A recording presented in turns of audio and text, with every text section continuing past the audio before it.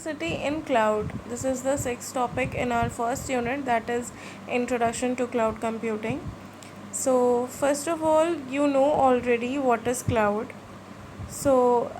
Today the topic is elasticity in cloud. That means cloud is elastic in nature. It is one of the property or feature of the cloud that it is elastic. So cloud elasticity is the process in which the cloud provider provides resources or services to the enterprise or organizations on the basis of the need for the process. For example, if the enterprises or organization needs some resources or large amount of resources for any process to run or the project, cloud provider provides them resources on the basis of need, how much they need. So cloud providers have systems in place to automatically deliver or remove resources in order to provide just the right amount of resource for each project. For example, to explain elasticity in the cloud more specifically, we can see an example of storing and running an application in the cloud. For example, if we want to store or run an application in the cloud, it needs some specific environment to run, including its computing power, virtual machines, and storage space. Because the cloud is elastic, you will only be given the assets needed to run that application. If you require more virtual machines, it will provide you more instances, and so that there will be no wastage of resources if we offer beforehand. So with cloud elasticity, company avoids paying for unused capacity or idle resources which are not basically used properly, and so investing in purchase or maintenance of additional resources and equipments, we don't have to worry about that, because whenever we need resources, cloud elasticity will provide according to the need.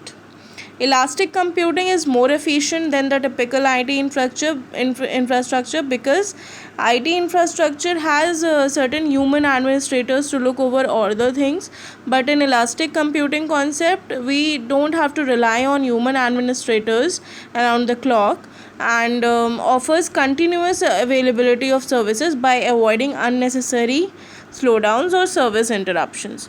Cloud elasticity is sometimes confused with the concept of cloud scalability. Basically, cloud scalability is the concept in which in the system or any architecture or any pre-built infrastructure, changes are made. For example, growing or shrinking of any element of any architecture is done without impacting performance. So this is the concept of scalability. But elasticity is whenever the enterprise or organization needs certain resources, it provides according to the need, and if it does not need it, it removes the resources back. So these are the two different concepts which are used interchangeably, but these two concepts are the most important for the cloud users. So elastic computing has certain advantages also. So first advantage is on-demand computing. On-demand computing means whenever the resources are needed in an organization, cloud providers provide them accordingly. Second is pay only for what you use. The resources you only use, you have to pay only for that. No extra amount will be paid for any of the resources. Third is ease of implementation. Ease of implementation means there are certain services which are provided by AWS, that is Amazon Web Service, Azure, Microsoft Azure, and Google Clouds. But public don't know how to use that services because they don't have proper knowledge about it. So they also provide proper documentation related to that, so that it would be easy for the public to use certain services. Fourth is fault tolerance, means even if the system doesn't work properly, resources will be provided on time without any disturbance. So as we all know, elastic cloud has certain benefits or advantages. So it also has some disadvantages, which are mainly the learning curve. security, and privacy and compliance. So, what is learning curve? To understand the whole concept of elasticity, it needs certain time. A period of time is required to understand how to manage the environment in the most effective manner. So yes, learning curve, there will be ups and downs in learning about it. Second is security. As we all know, we are always connected to the cloud through the internet. So security will always a major challenge. Cloud providers have gone all the way to meet every security and regulatory guideline, but somewhere security is always hampered. Security is maintained at two levels: first at cloud provider level, and second at application owners level. Cloud providers are responsible for the physical security, or we can say system security, and its related updates, and application owners are responsible to manage user and application authentication and overall access to the application.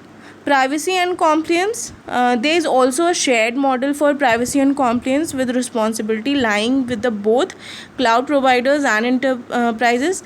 So basically, if we say in simple language, cloud providers and enterprises both are responsible for maintaining the privacy and compliance standards. So measures are provided or learned at both the levels to maintain the discipline and to maintain the privacy at the cloud providers level as well as organizations or enterprises level. So I hope you all have understand what is elastic cloud, what is cloud scalability, the difference between both, elastic cloud advantages or benefits as well as disadvantages.